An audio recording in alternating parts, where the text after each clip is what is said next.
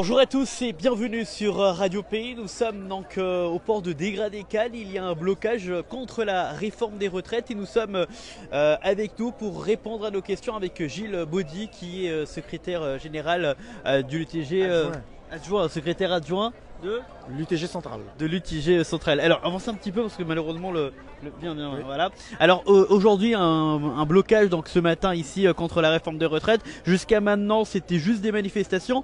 Pourquoi avoir durci le mouvement? Ben parce qu'en Guyane on n'a pas l'habitude de juste faire des manifestations pour manifester. À un certain moment, quand on voit que rien ne bouge, il faut passer au plus sérieux. D'accord. Donc aujourd'hui c'est déjà un peu plus sérieux, mais c'est encore convivial.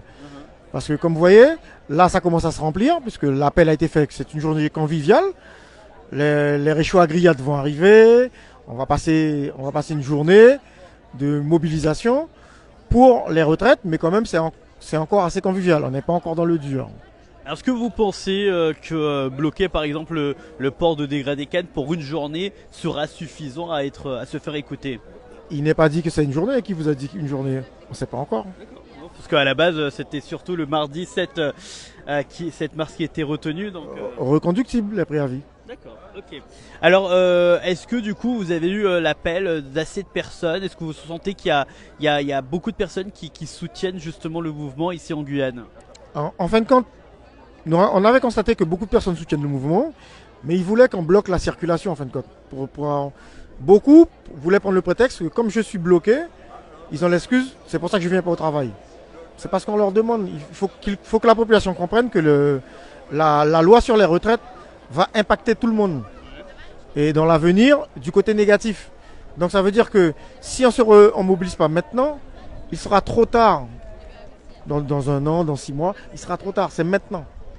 Alors c'est une question que je pose assez régulièrement depuis le début de cette grève générale de la réforme des retraites, mais il est important de la poser parce que en France c'est vrai qu'il y a des millions de personnes qui manifestent.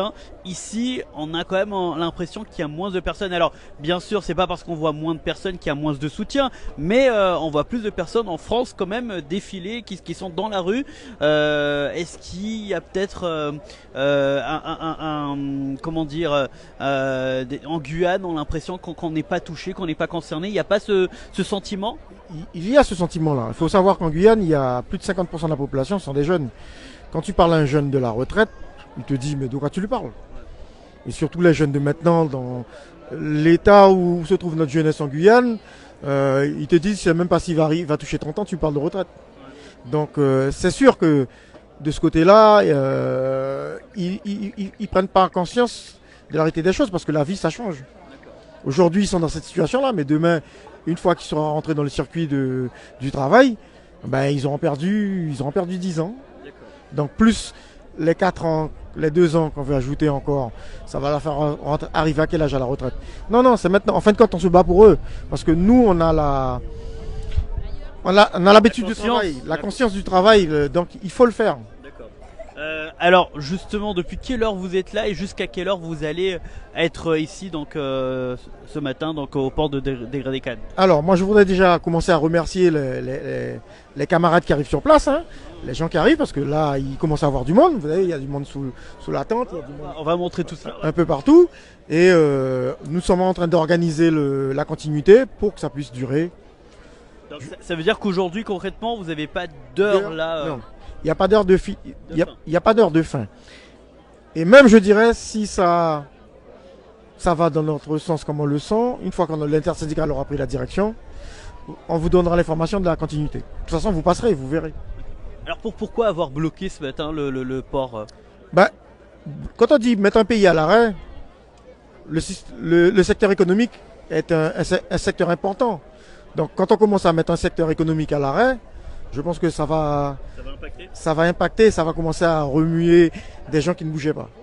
Il y a eu pas mal de fake news en disant oui, aujourd'hui il y a aussi les ronds-points qui vont te bloquer, il y a plein de choses qui ont été dites. Est-ce que du coup ces fake news vous impactent pas indirectement notamment, puisque du coup l'information qui était la bonne c'est de venir bloquer le port maritime, et du coup avec ces fake news peut-être que les gens étaient un peu perdus? C'est un impact pour vous? Moi je dirais non. Non, Non, non. L'impact, il faut que la population aussi apprenne à ne pas écouter les fake news.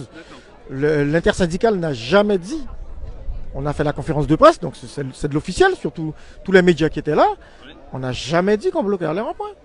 On leur a dit qu'on bloquait un point. C'est tout. S'il me semble, c'est bien ce qu'on a dit.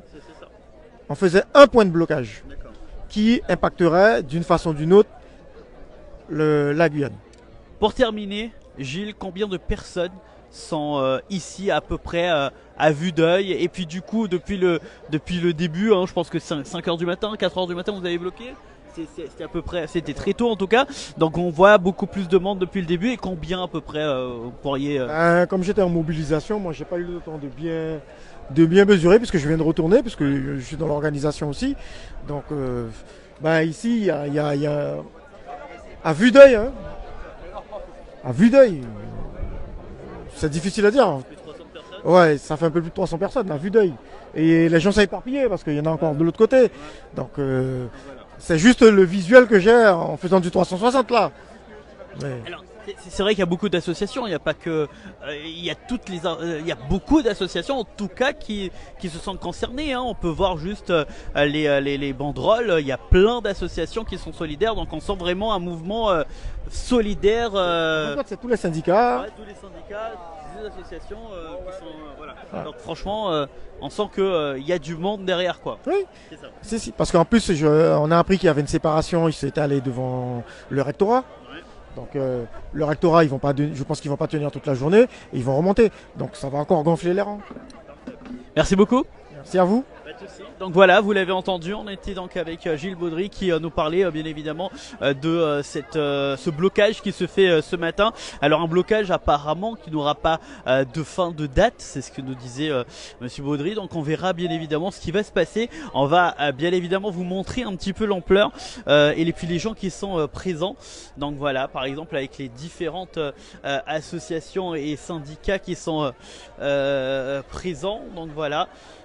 Pour le moment, donc une journée, on le sait, c'était surtout pour bien montrer que que la Guyane est solidaire également donc à la France, qui à l'Hexagone, qui notamment manifeste aujourd'hui pour contre la réforme de cette retraite. On rappelle que cette réforme est actuellement en train d'être analysée à l'Assemblée nationale. On verra bien sûr ce qui va se passer, mais on vous montre bien évidemment l'ampleur ce matin, les personnes présentes et qui disent non à la réforme des retraites. Donc voilà, donc on est venu vous montrer tout cela. N'hésitez pas bien sûr à rester sur Radio Pays connecté pour savoir ce qui va se passer au fur et à mesure. On aura bien sûr plus d'informations au fur et à mesure donc des jours à venir. Merci en tout cas à tous de nous avoir suivis sur le direct sur ce Facebook Live en direct, donc je vous le rappelle, du port de Dégradé Cannes. Merci à Yvon Suarez qui a tenu la caméra et on se retrouve très vite sur Radio Pays.